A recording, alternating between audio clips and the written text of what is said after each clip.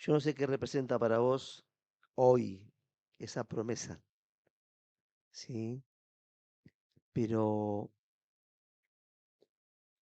Dios mantiene en vilo mi vida, recordándome que su fidelidad siempre cumple lo que Él nos prometió.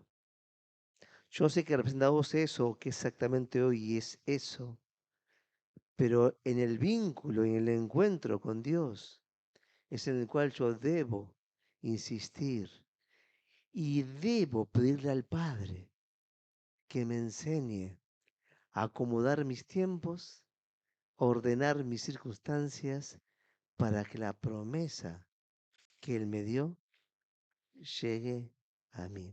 No sé qué es lo que te ocupa y te preocupa, ¿sí? Eh, pero es importante que medituemos en qué me estoy ocupando, ¿sí? En qué estoy pensando, en qué estoy sintiendo, ¿sí? En qué ocupa mi mente la mayor cantidad del tiempo, ¿sí? Porque también esto es un indicador de por qué a veces Dios espera y por qué a veces Dios actúa.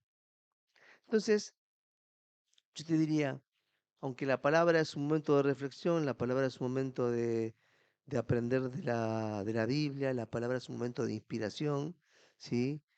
Te recuerdo que el tiempo más importante es el tiempo que transcurre todos los días de mi vida.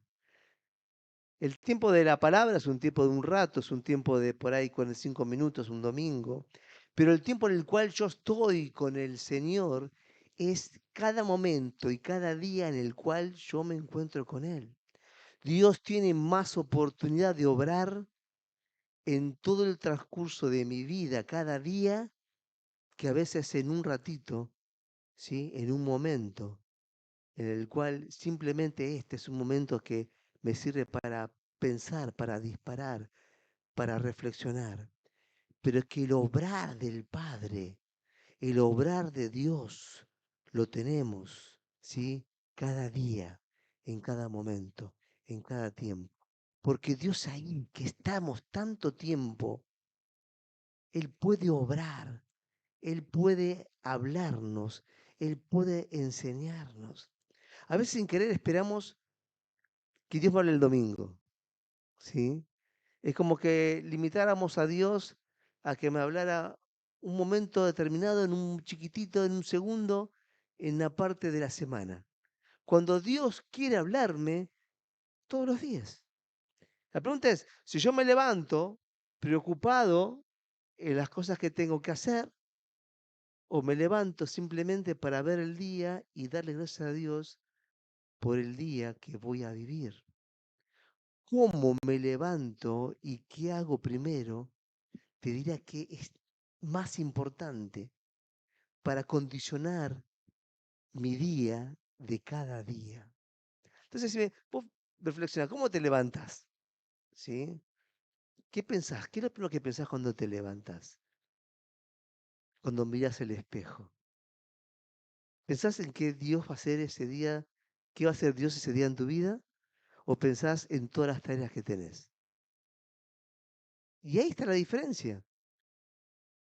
Vos podés recibir la mejor predicación, poder recibir posiblemente el mejor estudio teológico, pero si cada día de tu vida te levantás, ¿sí? Simplemente en cómo voy a organizar la rutina de mi día y no me levanto pensando y creyendo que es un día en el cual puedo ver el obrar de Dios en mi vida, ese día me lo pierdo, ¿sí? Me lo pierdo.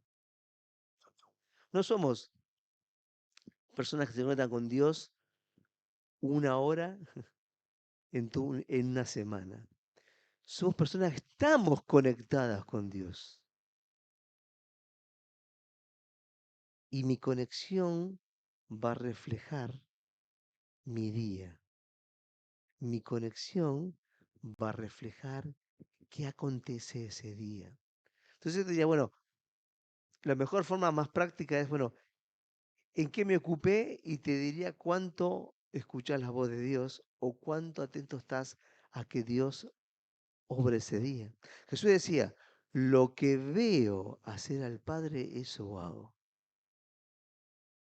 Una frase que es hasta, ¿a qué se refería? ¿Cómo veía? Bueno, yo creo que se refiere más a ese grado de conexión, ¿sí? En el estar con Dios en el presente siempre, le permitía decir que él podía olfatear que Dios ya estaba haciendo algo. ¿Viste cuando decís, es decir, cuando vos sentís algo que antes que suceda, algo está pasando diferente? Bueno, se refiere a una sensación de ese tipo, posiblemente mucho más profunda, ¿no? Con mucha más claridad. Pues se refiere a que él estaba atento, porque estar observando qué hace Dios es estar atento en Dios, es estar conectado. ¿Sí? ¿Conectado cuándo? Todo el día. Estar conectado todo el día no es estar orando todo el día. No es estar en un lugar apartado todo el día. Estar conectado todo el día es estar atento a que Dios quiere hacer algo. Bueno, había algún testimonio, me Gustavo, que el domingo hubo testimonios, ¿sí? De lo que Dios había hecho. Siempre le recuerdo que es mucho más práctico si el que tiene testimonio viene un ratito antes para coordinar con el que predica, ¿no? Pero quedó pendiente un testimonio para compartir, es ahora o calle para siempre. Lo más importante del culto, ¿sí? Es poder compartir lo que Dios hizo en mi semana. Es como el termómetro, ¿viste? ¿Sí? ¿Cómo mido si hay fiebre o no hay fiebre? Y ahora el termómetro, pum, algunos con la mano se dan cuenta, ¿viste? Pues tenés que hacer algo, tenés que medir. Y que sea preciso, tomó el termómetro y dice, no, tiene 38,6. Y la vida de la iglesia, yo creo que lo mismo.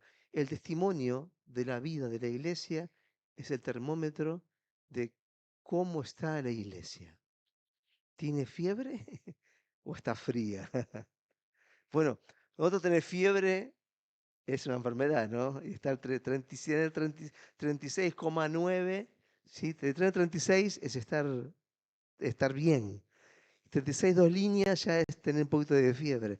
Bueno, no quiero tomar el ejemplo como algo para el cual hablar, sino la idea es, che, si una iglesia no tiene testimonio, si una vida no tiene testimonio, hay un síntoma de que algo está pasando. ¿Sí? Hay un síntoma de que algo no está funcionando. ¿Sí? Por lo cual oro, por lo cual yo oro por la promesa de Dios, ¿sí? Por lo cual yo estoy meditando. No importa que sea algo pequeño, que para otro por ahí parezca insignificante, pero no hay nada insignificante para Dios, porque si Dios me está guiando, si Dios está obrando, ¿sí? Lo mejor es poder compartirlo. ¿Por qué? Porque la experiencia del reino es lo más importante. Pues tenemos Mateo, Lucas, Juan,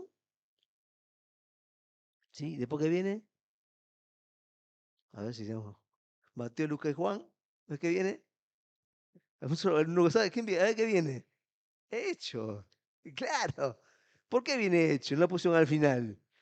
Y porque después digamos, del mensaje, la acción de la iglesia es el libro que sigue como en importancia.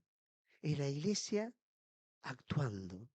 Es la iglesia haciendo. Vamos a la palabra. No vamos a hecho, no vamos a ninguno. Vamos, yo voy a compartir una palabra que es, la predicación es un momento en el cual me permito meditar. Es decir, vos por ahí pensás, algunos creen que lo que dice el pastor es infalible, tipo el Papa, ¿viste? No, no, no. Lo que dice el pastor es una mirada del texto, una experiencia del texto, ¿sí? Una inspiración del texto, que la cual vos tenés que escucharla, tenés que orar, y tenés que llevarla a tu vida y ponerla en práctica, ¿sí? Porque Dios trabaja personalmente con cada uno de nosotros. Yo estoy en Mateo, ya está, Mateo 12, 22. Es un texto raro. Es el texto en el cual sí habla lo que llamamos nosotros, ¿viste? La blasfemia contra el Espíritu Santo. Bueno, pero eso no es lo más importante del texto. Porque el texto tiene un montón de cosas muy interesantes, pero siempre lo recordado. Yo recuerdo que a mí me había marcado, ¿no? Eso. La blasfemia contra el Espíritu Santo no será perdonada. Una cosa como que, ¿viste? Porque bajo la gracia, ¿viste? La gracia del perdón a cambio de nada. Pero después de un día me enteré que había una cosa que no podía ser perdonada. Y yo, siendo adolescente, me hacía como ruido. A ver si yo sin querer me mandé una de esas. Y ya estoy fuera del juego y no me di cuenta. Y vengo todos los días al culto, qué sé yo, y ya estoy fuera. Es mucho menos complejo que eso. Pero vamos a tener el texto completo, ¿no? Para poder acercarnos al texto. Entonces fue traído a él un endemoniado ciego y mudo, y le sanó, de tal manera que el ciego y mudo veía y hablaba. Y toda la gente estaba atónita y decía, ¿será este aquel hijo de David? Es decir, ¿será el Mesías? ¿Será la promesa? La gente veía los milagros de Jesús y decía, pará, ¿será esta la promesa? La gente se hacía la pregunta correcta, más el establishment religioso aprovechaba para intentar dominar lo que estaba pasando. Esta lucha es eterna, ¿no? El sistema constituido que lucha contra lo nuevo o contra lo incipiente. Por supuesto que acá tiene un grado de relevancia extrema, que es Jesús era el Mesías, pero siempre está esta puja entre lo viejo y lo nuevo. ¿Viste? No sé si recordás, mirá si seré viejo yo, la famosa discusión de la batería, ¿sí? Y la guitarra eléctrica. Entre nueve. Y parecía casi existencial era eso. Hoy lo miramos como ya maduros, como una pavada absoluta, ¿sí? Pero es inevitable que nosotros mirando para atrás podamos verlo, pero posiblemente sin querer hagamos cosas parecidas, en los cuales lo que no entendemos como nuevo nos cuesta incorporarlo, ¿sí? ¿Por qué? Porque somos animales de costumbre. Yo tengo una costumbre, voy a compartirlo. Primero tengo un gato y después tengo 3 gatos. Pero el primer gato, es el tipo más caprichoso que hay. Rutinario, ¿sí? Denso. Si no sé cómo sabemos que el tipo comía de la mano de alguien antes que nosotros lo tuviéramos, que no era recién nacido, sino un poquito más grande, y el tipo quiere todas las mañanas, se para y llama para que le den comer con la mano. Bueno, con los chicos no lo hace con Andrea y conmigo. Sé que nos dominó a nosotros, en cambio a Agustina y a Jeremías, no. El tipo dice, toma a comer y el tipo va y come.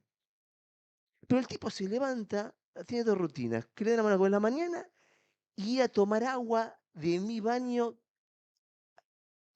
abierta, un chiquitín, y y llama hasta que somos, no, es fácil verlo en los mascotas, pero nos cuesta ver que también somos animales de costumbre.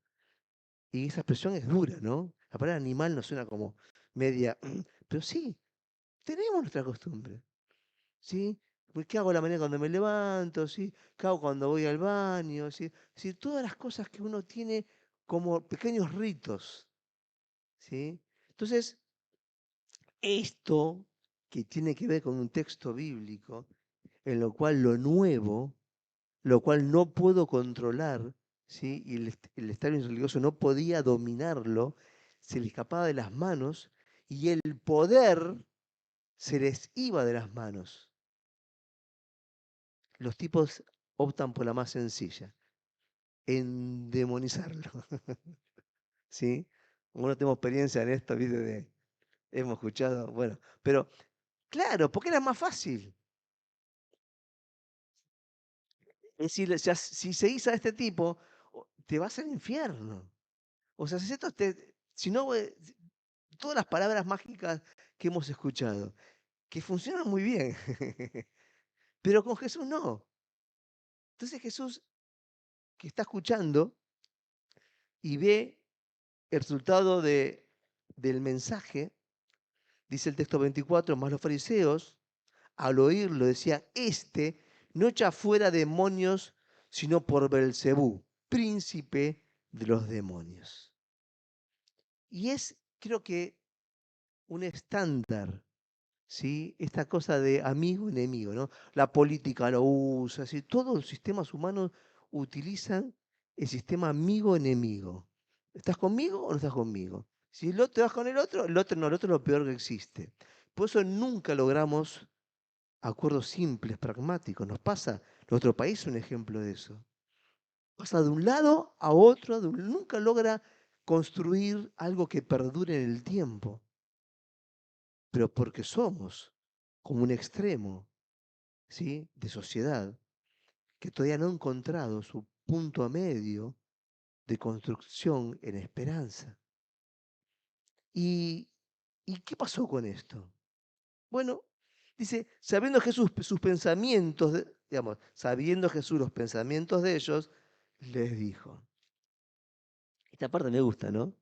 Che, Jesús sabe los pensamientos. Mira, en el mundo, lo que nosotros llamaríamos, bueno, el cielo, en el verdadero mundo espiritual, el pensamiento no es oculto. Mirá si anduviéramos ahora, sí, sí, claro, se puede ver todo lo que verdaderamente pensamos. No habría política, no habría, imagínate, no habría pastores, no habría nada. ¿Por qué? Porque el pensamiento nosotros creemos que es oculto. Entre nosotros sí, pero en el mundo espiritual no. Si, ¿cómo andaría yo si supiera que mis pensamientos siempre son públicos? Por eso Jesús decía, que tu sí sea sí, que tu no sea no. Se refería a la congruencia de que yo exprese lo que siento y cómo pienso, aunque esté equivocado. Es más sano eso que aquel que comienza a ocultar lo que piensa. Si posiblemente te echen por lo que pensás donde te juntás. Es muy posible, ¿sí? Es muy práctico eso. Pero es más sano para el ser humano que haya congruencia. Y Jesús decía, conocía, podía leer. No es el único texto en el cual lo usa Jesús esta expresión, sino en muchos más textos. Pero poder discernirse la palabra exacta bajo el Espíritu Santo es la capacidad que me permite obrar en consecuencia. Y puedo obrar con amor o obrar con desdén. Pero si Dios me permite discernir, ¿sí? Y Dios me permitiría vivir en la idea de que es mejor vivir con mis pensamientos expuestos, me implicaría muchas veces resolver más rápido las cosas que aún guardo y escondo en el cajón. Pero pensá esto, ¿sí? ¿Sabías que todos tus pensamientos son inocultables para Dios? Cuando uno vive de esa manera, creo que uno empieza a ser más sincero con uno mismo. Sí, Señor, esto no lo entiendo. O Señor, esto me molesta. O Señor, es decir, ¿no te pasa a vos que hay textos que no entendés? Y mejor extenderlos porque no los entendés. Antes que, antes que buscar una explicación que no tiene utilidad. O que me choca el texto y por eso no lo entiendo. Pero es bueno. ¿Sí? A mí me sorprende cuando hay las personas los teólogos que tienen una explicación para todos los textos. Y yo te soy sincero, hay textos que no, hasta el día de hoy no puedo entenderlos. ¿Sí? No puedo percibir exactamente qué significan. Y este texto, todo este texto tiene que ver con eso también, en el cual no es que Jesús se da cuenta de los pensamientos, le dice, primero, todo reino dividido contra sí mismo es asolado y toda ciudad o casa dividida contra sí misma no permanecerá. Y Jesús comienza a hablar en este texto del mundo que no conocemos, el mundo espiritual. Decimos que conocemos, pero no lo conocemos. Apenas tenemos un pequeño esbozo. ¿Sí? Por supuesto que cada encuentro que tenemos con el mundo espiritual es fuerte. Ver digamos, tratar con un endemoniado es sorprendente, es extraño. ¿Sí? Nos da conciencia de ese mundo, pero conocemos muy poco de ese mundo. Lo que sí Jesús nos dice es que en el conflicto espiritual de entre los enemigos de Dios o los enemigos de la iglesia, es decir, todo el mundo oculto de maldad, ¿sí? Y todo el mundo espiritual de la verdad, primeramente ambos necesitan unidad para trabajar, para actuar. Tanto el diablo, ¿sí? Como el mundo de fe, porque la unidad te permite actuar en consecuencia. Y entonces Jesús dice, bueno, usted no entiende lo que están hablando, les dice. Pues usted está diciendo que yo sano y si que yo actúo en contra de mí mismo.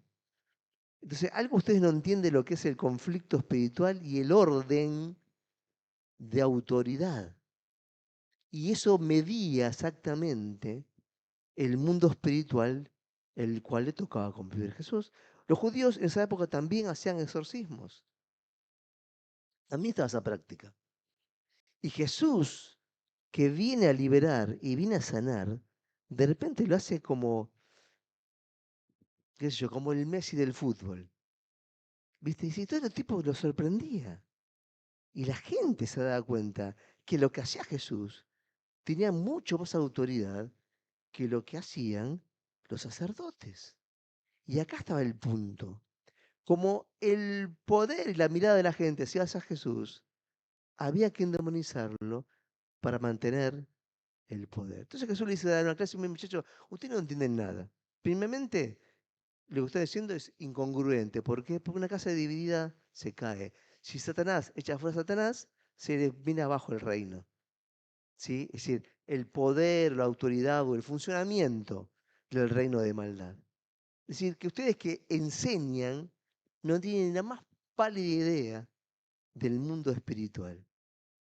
Y nosotros, muy poco. Muy poco. Y si yo echo fuera a los demonios por Belcebú, ¿por qué nos echan vuestros hijos? Por tanto, ellos serán vuestros jueces. Bueno, esta parte del texto es un sarcasmo. Así como Jesús hacía sarcasmo. Les está diciendo de una forma sarcástica el argumento lógico en el cual ellos dicen, bueno, si ustedes dicen que yo echo fuera demonios y soy de Belcebú, por eso se van. Ustedes que exorcizan, ¿sí? Digamos, su fruto, su generación. Dice, ¿a qué se requiere? ¿Por qué lo hace? Dice, ellos los van a juzgar a ustedes. Dice, ustedes son incongruentes con ustedes. Ustedes se atreven a decirme que yo lo he hecho por el cebú y ustedes por qué nos echan. Es decir, no, es tan de la época del sarcasmo que nos cuesta comprenderlo. Pero Jesús acá se está riendo de lo que hacen ellos. Ustedes me condicionan a mí, pero ustedes, que también echan fuera demonios, ¿ustedes por qué nos echan?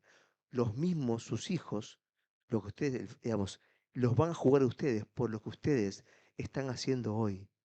¿De qué? De que negar lo que están viendo en su generación. Esa es la idea del texto. Es decir, a ustedes les toca ver los milagros, a ustedes les toca ver las sanidades, y ustedes se ponen en contra. Pero usted también quiere tener autoridad para echar fuera demonios. Sus hijos, no ustedes que gobiernan, la generación que está siguiendo, los va a juzgar. Algo así como si hoy dijéramos, nosotros, ¿sí? Si yo recuerdo cuando se debatía de los milagros y las liberaciones en mi generación, cuando comenzó el avivamiento en Argentina. La misma palabra se aplica a ese tiempo. Ustedes, los que vieron los milagros, yo fui un privilegiado por ver ese tiempo. Los milagros, las liberaciones, las sanidades. ¿sí? Fuimos privilegiados, pero también había mucha oposición y mucha endemonización de eso, cuando no se entendía, cuando no se comprendía, porque por la iglesia estaba pasando una etapa de ignorancia a una etapa nueva, ¿sí? El tema es definir esta nuestra etapa, porque nos sirve que nosotros contemos. Yo conté la última predicación, ¿no? Cuando escuchaba a este influencer cristiano traer a Anacondia y hablarle de él como que lo que leyó en los libros, ¿no? Y ¿será que aún mi generación no comprendió todo lo que se estaba haciendo? Posiblemente así fue, ¿sí? Entonces Jesús dice, bueno, esto está en continuo movimiento siempre en la iglesia, entre lo nuevo y lo viejo, es decir, una etapa que está muriendo y una está naciendo. Y la pregunta es, hoy, ¿qué etapa está muriendo y qué etapa están haciendo? Y no nos es tan fácil verlo, porque somos parte de esa etapa. Si sabemos que somos la etapa la que podemos contarle de los milagros que vimos, pero no podemos ver lo nuevo de Dios para este tiempo. Por lo cual la iglesia debe orar, porque la iglesia tiene una función profética. Esta semana, sí, mataron a un creyente. Sí, uno lo confunde pensando que era parte de un partido político, pero no era parte de un partido político, era parte de lo que llaman el movimiento anti-woke en Estados Unidos. Hoy nosotros pensamos, ¿sí?, que no puede haber persecución, pero la hay. ¿Sí? El tema es si estás siendo la luz que tenés que ser. Y este hombre, ¿sí?, fue asesinado no por ser antiguo, sino por ser un cristiano. ¿Sí? Por ser un cristiano, digamos, en uno de los países más libres del mundo, en el cual fue cimientos de fe y de libertad religiosa. Y nos cuesta poder medir este tiempo. Por supuesto que es más fácil ver la persecución en Oriente, posiblemente, donde está prohibido ser cristiano. Pero hoy, sin quererlo, ¿sí?, no nos damos cuenta que también está prohibido por nuestra sociedad hablar muchas cosas que la fe dice, que la fe explicita. Y Argentina es uno de estos países en los cuales hay cosas que no se puede decir. ¿Y qué hacemos? ¿Acomodamos el evangelio a este tiempo? No. Nos toca seguir anunciando la verdad. ¿Sí? Nos toca seguir anunciando lo que Dios dice en su palabra. Versículo 28, pero si yo por el Espíritu de Dios echo fuera a los demonios, ciertamente ha llegado a vosotros el reino de Dios. Entonces le dice Jesús, mire, no es tan complicado. Si yo echo fuera, si yo echo fuera demonios por el Espíritu de Dios, el reino está acá. El reino está acá. Y esa es la lucha del tiempo de Jesús. Es el reino de los cielos se ha acercado a vosotros. Sí, es el tiempo en el cual podemos ver manifestarse el reino de Dios en medio nuestro. Porque ¿cómo puede alguno entrar en la casa del hombre fuerte y saquear sus bienes si primero no le ata? Y entonces podrá saquear su casa. Yo estoy hablando acá en el sentido de, primero hay que vencerlo para luego actuar. Jesús venía a vencer desde la lucha, la tentación en el desierto hasta la cruz, fue una consecuencia de vencer, vencer, vencer hasta producir salvación plena. Uno dice, bueno, ¿y cuál es el hito más importante? Bueno, mira, yo creo que todo el conjunto es, ¿sí? Donde termina la cruz. La cruz es salvación. Pero la lucha espiritual, el conflicto espiritual y atar al hombre fuerte en el sentido espiritual, Jesús comienza desde su ministerio público, por lo menos lo que tenemos en la Biblia, con la lucha en el desierto, cuando le dice el diablo, todas las riquezas del mundo me pertenecen, si vos me adorás, yo te los doy. Y ahí sienta el primer principio bíblico en el cual este mundo, como somos nosotros, le pertenece al diablo y la iglesia le toca trabajar continuamente en un ambiente hostil. Si el ambiente te es muy favorable, hermanito, te diría que por ahí no estás haciendo toda la luz que tenés que ser, porque el conflicto espiritual se manifiesta cuando el diablo percibe que soy peligroso para sus planes. ¿Sí? ¿Se entiende eso? El que no es conmigo, contra mí es, y el conmigo no recoge, desparrama. Y aquí hay una palabra que dice, bueno, no miren tanto, ¿sí? Dónde se encuentra. Hay un texto que es similar, cuando los discípulos le dicen, che, vimos a aquellos que estaban echando fuera demonios en tu nombre, y los retamos porque no nos siguen. Y Jesús los reprende, dice, no, esperen muchachos, no entienden ustedes.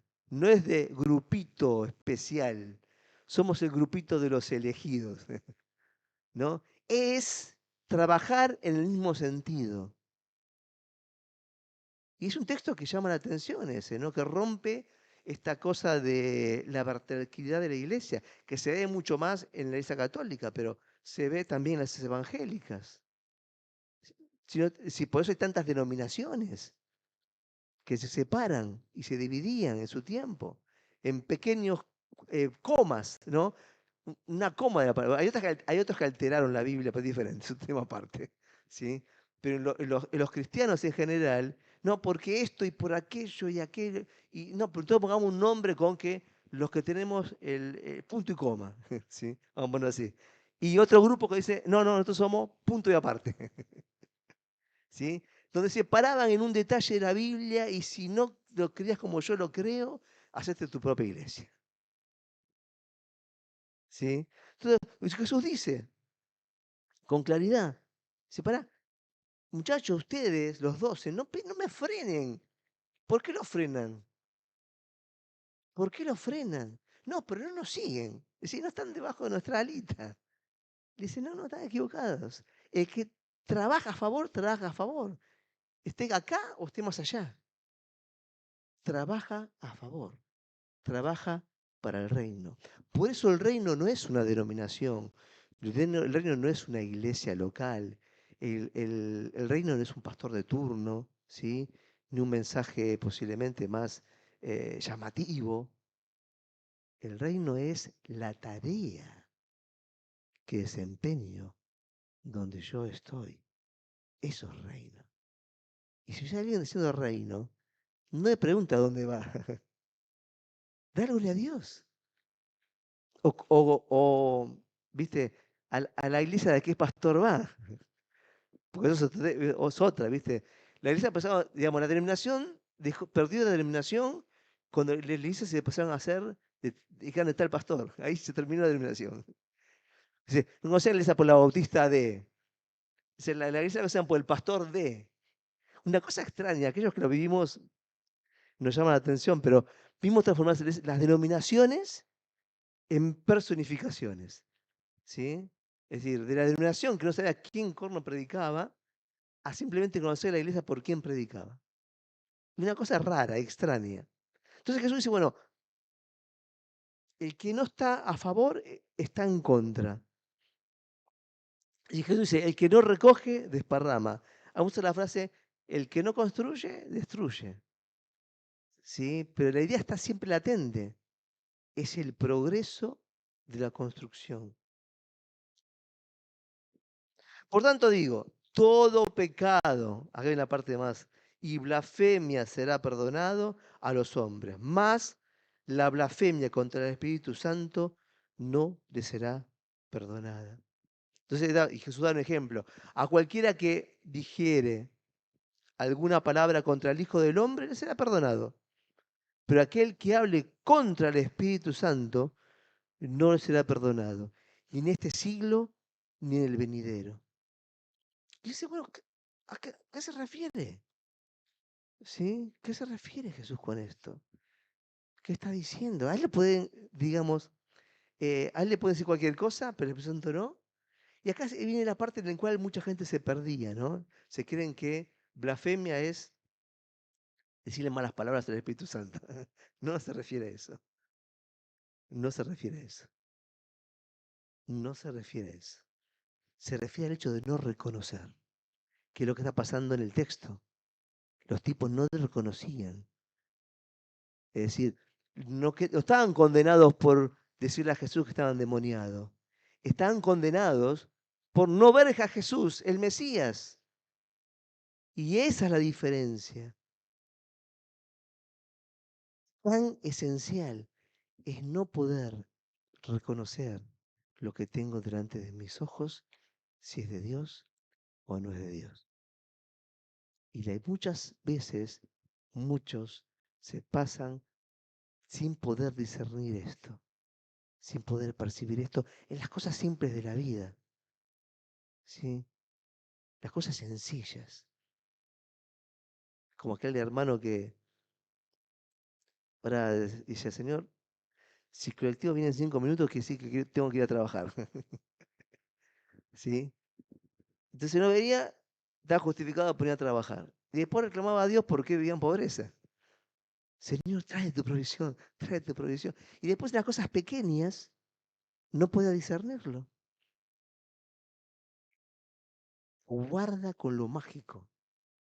Guarda con las cosas que no tienen racionalidad espiritual. ¿Sí?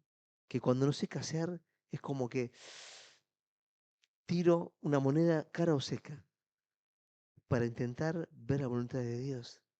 Cuando Jesús nos dice que el Espíritu Santo me va a enseñar todas las cosas, me va a hablar acá, me va a hablar adentro. ¿Por qué busco señales externas? Porque a veces es más fácil. ¿Por qué? Porque después también es más fácil echar la culpa a alguien si me va mal. Pero el aprendizaje de escucharle es empezar a aprender a ser guiado por Dios es la tarea que muchas veces nos negamos a hacer, porque nos cuesta, sí, meterle un poco de onda a la espiritualidad, sí, buscarle, orar, es mirar para adentro. Siempre yo enseño y digo, ¿no?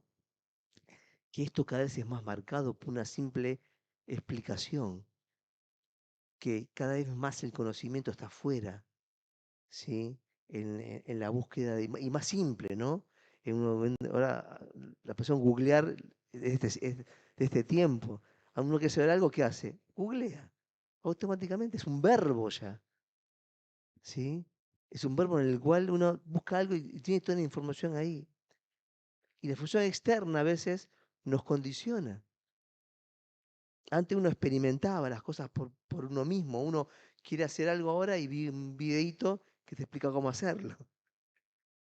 No digo que eso sea malo. Entonces la gente dice, no, el pastor dice que no, no entiendo que esté malo. Estoy diciendo que si vos querés crecer, tenés que experimentar.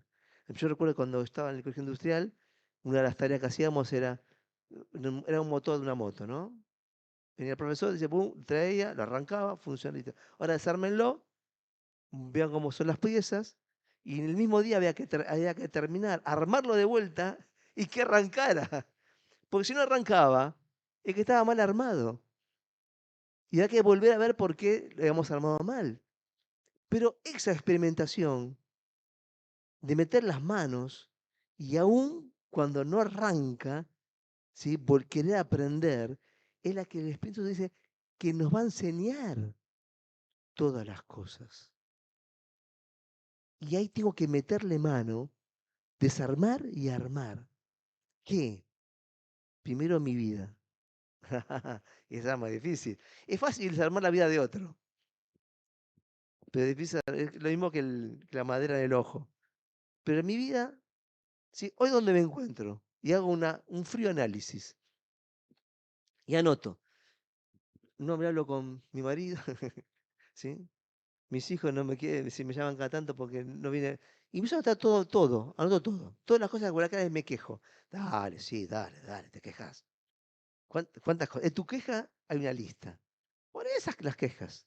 Todo lo que vos y anotá. ¿Sabes qué significa eso? Que el motor no funciona. ¿Qué hago? No. Voy a desarmar el motor de mi hijo, el motor de mi marido, el motor. No, desarmar el tuyo. Agarra, te pones a orar y desarmás tu propia vida sin juicio. Si lo haces con juicio sobre vos, no estás desarmando. Es decir, en vez de agarrar la llave, es decir, la llave específica, no voy a decir el nombre, la llave específica, una llave alien, una llave. Agarrás y es un martillo. No se arregla con un martillo. ¿Probaste sacar un tornillo con un martillo? Sí. ¿Por qué el ejemplo del absurdo? Porque así entendemos. Entonces, primeramente yo debo aprender a desarmar mi vida sin temor con lo que me voy a encontrar. Pero uso la herramienta del Espíritu Santo, que es una llave de precisión y es una llave de amor. Y cuando yo estoy dispuesto a poder desarmar mi vida y ponerla frente a la presencia de Dios y dejar que Él haga, todo lo que da vuelta a mi alrededor va a comenzar a arreglarse. Nosotros que hacemos normalmente, y oramos por mi hijo, oramos por esto, oramos por afuera. ¿Orás por vos? No, pastor, no soy egoísta. No, campeón, te estoy diciendo. ¿Orás por vos? ¿Cuánto tiempo persiste las circunstancias sin resolverse? No ores más por las circunstancias. Ora por vos. Ora por vos. Ora para que Dios desarme tu vida y la vuelva a amar. ¿Y esto que necesita? Tiempo, oración y la palabra. Y Jesús decía, ama a tu prójimo como a ti mismo. Quiere decir que si en ese desarmarte no te podés amar, ¿cómo vas a armar? ¿Cómo vas a amar al otro? Juan en una de las cartas decía, creo que Juan, por ahí me equivoco, si no más a tu hermano que ves, ¿cómo decís que puedes amar a Dios que no ves? Y le hizo dar un ejemplo muy práctico. ¿Sí? No te pases hablando del amor de Dios si no puedes amar a tu prójimo. Y yo te agregaría una más. No te pases hablando del amor de Dios ni del amor al prójimo si no te amás a vos mismo. Si no sos capaz de desarmar la moto, volver a amar como el amor de Dios. ¿Por qué? Porque si tus circunstancias siguen tal cual están, no están afuera el problema está adentro. ¿Sí? El problema está acá. La parte más difícil de arreglar un problema es aceptar que el problema soy yo. ¿Sí? ¿Por qué? Porque como nunca me enseñaron a amar, cuando me miro a mí mismo, mi idea en términos generales es de mirarme con juicio y no me puedo ver en la gracia, en vez de mirarme en el aprender. Dice, o haced del árbol bueno y su fruto bueno, o haced del árbol malo y su fruto malo, porque por el fruto se conoce el árbol. Y él dice, ahí dice, acá dice, ahorita dice conoceréis, y aquí dice haced. ¿Sí? Aquí dice, bueno, metele mano. Claro, desarmá el motor, mirá todas las piezas y volvé a armarlo. Para que arranque, para que funcione. El fruto bueno es que funcione. El fruto bueno, ¿cuál es? Que tenga relaciones, ¿sí? Vínculos sanos, ¿sí? Que tenga más encuentros que desencuentros, que tenga menos problemas que problemas. Y eso es que funcione. Pero si mi vida está en lo que no funciona y no puedo verlo, tengo que entender que el problema soy yo. La parte más difícil, ¿sí? La parte más compleja. Poderme a mí mismo como responsable.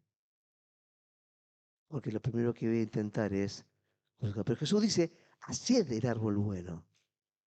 No dice, che, o nacés, nacés, como nacés, fatalista, ¿no?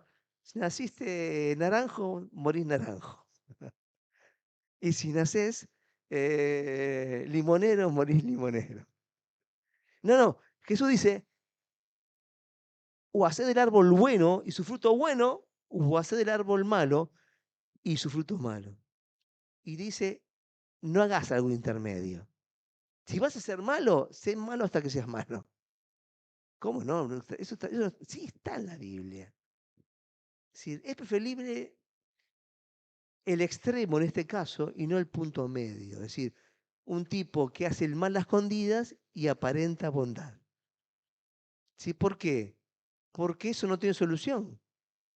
Entonces prefiere el tipo que es explícitamente negativo, hay más posibilidades de que se encuentre con Dios que aquella persona que es un naranjo limonero. ¿Sí? Es una palabra, pero no se puede decir, hoy pues se puede decir. Es decir, no sé, un árbol trasvestido, sería una cosa así. Entonces Jesús agarra y dice, generación de víboras, ¿cómo podéis hablar de lo bueno siendo malos? Y acá, y esta frase es, ustedes, ¿viste? Los tipos que les gusta ver un Jesús con alitas, ¿viste? Un Jesús que camina sobre algodones. Un Jesús, no, no, Jesús. Jesús no insultaba. Eso es un insulto. Esto es una agresión clara, es decir, una palabra fuerte, que ustedes son unas víboras son. Eso le está diciendo. No podríamos traspasarlo el día de hoy porque nos cuesta. Lo que diríamos era terrible, se puede repetir en el púlpito. ¿Sí? Pero les está diciendo eso, ustedes son unas víboras.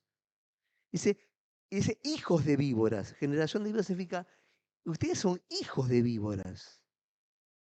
Que era, para la época, era lo más peligroso, ¿no? Escondido atrás de una roca, boom, sale, boom, y te mordía y te morías. Ustedes tienen veneno en la boca. Eso le dice Jesús. Jesús no andaba con medias vueltas. Nosotros nos toca a nosotros, ¿sí? En nuestro poco nivel de discernimiento, ¿sí? Usar estas herramientas. Jesús tenía la autoridad. Pero Jesús no es un Jesús, como algunos lo quieren plantear, un Jesús de onda, hermano. Está todo bien, hermano. No importa. ¿Sí? No, Jesús era claro, era directo. ¿Sí? Y no perdía tiempo en cosas que no tenía que perder tiempo. Y muchas veces uno no perdía tiempo con aquellos que no buscaban genuinamente. ¿Recuerdan al tipo que le decía, no, espera que voy a enterrar a mi papá que murió? Dice, bueno, deja que los muertos entierran a los muertos. ¿Sí? Entonces, Jesús no perdía cosas en que no eran del reino. Entonces, ¿por qué no usamos la misma practicidad? Porque nos cuesta, porque hemos construido un Jesús que no está en la Biblia. Claro, hemos una idea de Jesús. Yo tenía unos amigos de la adolescencia que decían, no, pero si Dios es bueno, al final va a perdonar a todo el mundo, decía. Y yo me empezaba a decir, y yo no sabía cómo explicarle que no, ¿sí? Porque nosotros también creemos eso. No, si Jesús es tan bueno, al final. No, no, Jesús era claro. Y se ocupaba con mucho tiempo en las cosas que Dios le encomendaba hacer y no perdía nada de tiempo con aquellos que no buscaban. Por eso dice, estos, los 12, me los diste, no perdí ninguno. Salvo aquel que era el hijo de perdición. Y acá tenemos un problema teológico medio complicado, pero no me voy a meter en eso. Pero dice, bueno, y uno mira a los muchachos de los 12 y dice, bueno, y eran complicados los muchachos. No los elegiríamos nosotros. Esa es la verdad. Nosotros no elegiríamos los discípulos que le dijo Jesús. Ni para cantar, ni para acá, ni para allá. Porque tenemos otro canon. Pero él dice que se los dio el Padre y que no los perdió. Sigamos con el texto. Porque de la abundancia del corazón habla la boca. El hombre bueno del buen tesoro del corazón saca buenas cosas y el hombre malo del mal tesoro saca malas cosas. Mas yo os digo que toda palabra ociosa que hablen los hombres, de ellas darán cuenta el día del juicio. Porque por tus palabras serás justificado y por tus palabras serás condenado. ¿Qué cambió? ¿Cambió el método de salvación? Hicimos un lío acá. Esto sí que es un lío. Me gusta esta palabra, me gusta la palabra, me gusta. Che, eh, palabra ociosa. Yo le puse una palabra, pero no puedo usarla del púlpito, que es más común. Che, ¿cuántas pavadas hablas durante el día? Vamos a algo más práctico. Porque si lo pongo en términos, nadie se va a notar en esa fila, ¿no? Bueno, anota todas las cosas que decís durante el día. ¿Sí? Anota las cosas que decís. Todo lo que decís. Mira, dice la palabra que esas palabras ¿te condenan o te justifican? Bueno, acá no habla de salvación, estrictamente hablando. Aquí está hablando de que tu vida va a recibir lo cual vos proclamás o lo cual vos decís. Inclusive lo que vos mirás al otro. Es decir, lo que estás hablando todo el día te condiciona. Nos cuesta verlo esto en el texto. Lo que hablas durante el día. ¿Cómo hago yo para...? Anoto. Si quieres para el mediodía, si cuando tenés un momento de tranquilidad, no sé cuál es tu momento de tranquilidad. Al mediodía, a la noche, ¿sí? Che, todo lo que te pasó en el día, todo lo que hablaste, los sermones que diste, ¿sí? Che, ¿liberaste o condenaste? Pero en realidad no liberaste o condenaste al otro, en realidad liberaste o te condenaste a vos mismo. Jesús dice, bueno, toda palabra es escuchada en el cielo y en la tierra. No hay nada que no quede registrado. Y esto es un problema enorme, ¿sí? Para nosotros. Todo queda registrado. Hay un registro, sí, hay un registro de todo. De todo, pastor. Cuando fui a tal lugar, también de ese. Y también de eso. Y Jesús dice, bueno, y también de las palabras. Mis palabras me van a decir cómo está mi fe. Entonces vuelvo al principio cuando dije, che, cuando te levantás a la mañana, ¿qué es lo primero que haces? Viste que a la mañana hablas con vos mismo. Decís que estamos todos locos. Conclusión simple y sencilla. Pero te pasa, no te mirás al espejo y hablas con vos mismo. ¿Estás para internar? No. Pero hablamos con nosotros mismos. Y es lo primero que hacemos cuando nos levantamos. Eso, esa palabra ociosa, te puede condicionar el día. Es decir, si me levanto y me digo, qué viejo que está, mirá cómo está, ya está. Vas a estar con todo el día depresivo. Pero te mirás y che, pará, te peinás y te arreglás, ¿sí? Te das una buena ducha y te despertás.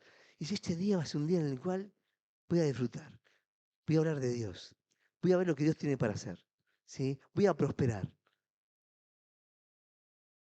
Va a modificar tu día. Porque las palabras que decimos, si no son ninguna ociosa, sino que es la palabra que me condiciona. Dice, ¿por qué dice ociosa? Y porque hablamos demasiado.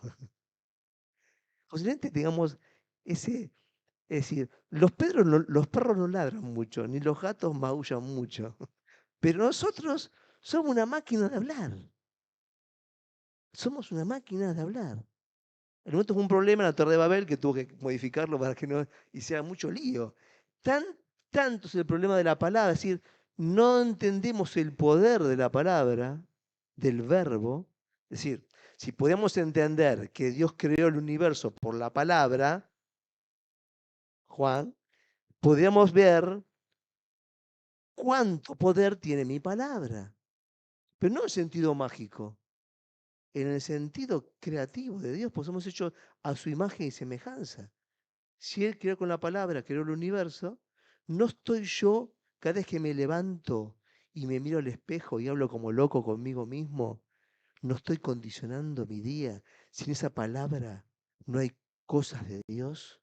Sin esa palabra no hay victoria de Dios. Sin esa palabra no hay esperanza de Dios. Sin esa palabra no hay alegría de Dios. Yo te diría que uno, mirando tu propia vida, te diría que hablas con vos mismo a la mañana, porque mi vida es un reflejo de eso, porque eso es lo que me condiciona y eso es lo que me puede modificar. Eso puede hacer que un día sea un día en el cual yo viva sin justificación o un día que viva en condena. ¿Por qué? Porque no entiendo ni vivo el reino. No entiendo y vivo el reino. A Nicodemo Jesús le dice, che, te es necesario nacer de vuelta. Y, y Nicodemo no lo entendió, dijo, del agua y del espíritu. Pero explícamelo mejor, le dice Jesús. Dice, si no entiende las terrenales, ¿cómo quiere que les explique las celestiales? Es decir, ¿cómo es que es decir, yo uso una frase, ¿no? Que dice, un milagro es la ciencia de Dios que no conocemos. Conocemos tan poquito y Jesús nos enseña cosas simples para ponernos en práctica. Dice, no juzgue, ¿sí? Perdona a tu prójimo, ¿sí? Entonces, agarrá esa listita de Jesús, esas prácticas para vivir, y decir, che, para, estoy poniendo en práctica esto, estoy experimentando esto, porque eso es lo que puedo entender de espiritual en la tierra. Por supuesto que el perdón tiene una explicación espiritual, el juzgar tiene una explicación espiritual, ¿sí? Pero no nos da el bocho para eso. ¿Sí? No vale la explicación primero y después entenderlo. Es ponerlo en práctica para después entenderlo. Y Jesús dice, y creo que la enseñanza de este texto es, che, ¿cuántas pavadas hablas a la mañana? O diríamos, che, depende que hagas a la mañana, eso condiciona tu día. ¿Te levantás orando? Leyendo un texto bíblico, haciendo una oración, una meditación, estando expectante de lo que debo hacer, eso modifica tu día. Guarda que como animales de costumbres, es mejor tener una buena costumbre que una mala costumbre. Y si te diga que pones a tener una buena costumbre, es práctica con el espejo de tu casa. ¿Sí? Porque es donde vamos todos a la mañana cuando nos levantamos. Y cuando te miras al espejo, pensás que esto en la antigüedad no existía. El espejo no era ni como los nuestros ahora, y había que tener mucha plata para tener un espejo. ¿Sí? Entonces, mirá al espejo y decís, che, este va a ser un buen día en Dios. Y luego experimentar el reino. Vivir el reino. Porque esa palabra que yo suelto a la mañana condiciona mi día. Cambia mi día. Así que tarea, trabajo práctico para casa. Rompo el espejo, no, no, no. No rompas el espejo, déjalo donde está. Agregar una buena costumbre. Cuando te vas al espejo, declara todo lo hermoso de Dios, que lo sabes, que está en su palabra. Declararlo para tu vida. Declararlo para tu vida. Y luego viví en esa declaración. ¿Listo? Y creo que terminé con el texto. Te recuerdo simplemente, porque por tus palabras serás justificado y por tus palabras serás condenado. Y acá está el poder de la palabra, mi palabra, lo que yo digo. ¿Sí? Así que mejor hablar poco que hablar mucho, pero si vas a hablarte a vos mismo, mejor que sea en los cánones del reino, con el poder del reino, con el amor del reino y con la esperanza del reino. Después no quieras que tu día cambie si vos lo declaraste ya condenado desde que te levantaste. ¿Sí? ¿Te animás a orar? No sé cómo vamos a titular esta predicación, veremos qué título le ponemos, pero mírate al espejo, me gusta. Vamos a orar. Y te pido que deje que el Espíritu Santo te guíe, ¿no? Y fíjate qué haces en la mañana cuando te levantas. ¿Cómo te sentís? ¿Qué emoción tenés? ¿Qué estás pensando?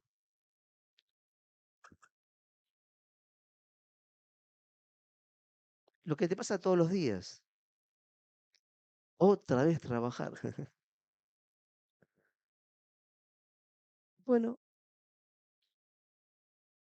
ahora mírate a vos mismo frente al espejo y si Señor, pone en mi corazón como acto profético las palabras cada vez que me levanto de las cosas que ya preparaste para mi vida, las cuales Dios preparó de antemano, dice la palabra.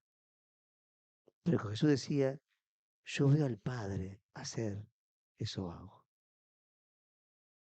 Y cuando me levanto y oro en forma profética las cosas que Dios preparó para que andemos, estoy viendo lo que el Padre hace. Y si yo me lo recuerdo a mí mismo cada mañana frente al espejo, ese día va a ser un día, te aseguro, absolutamente diferente. Padre, enséñanos a vivir, como es tu palabra, de victoria en victoria. Y para eso, Señor, nos levantamos cada mañana victoriosos en base al poder de tu Espíritu. En el nombre de Cristo Jesús. Amén